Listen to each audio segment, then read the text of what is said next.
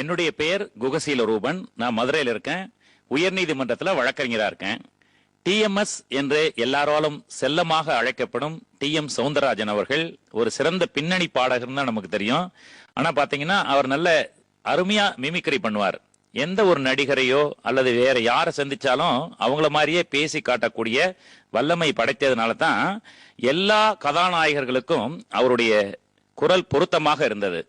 இன்றைக்கு வரக்கூடிய எல்லா பாடகர்கள் பின்னணி பாடகர்களுக்கெல்லாம் அவரை படிச்சா எல்லாருமே அருமையான உச்சரிப்புக்கு அவருடைய பாடல்கள் தான்.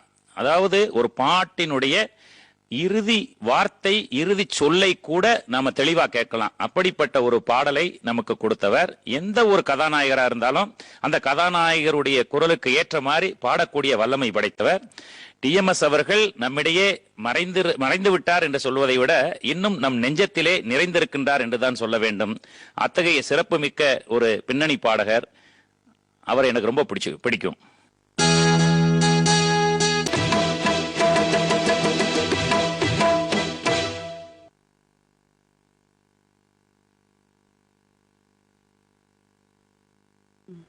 என் பேர் குருவம்மாள். எனக்கு டிஎம்எஸ் சாரை ரொம்ப பிடிக்கும்.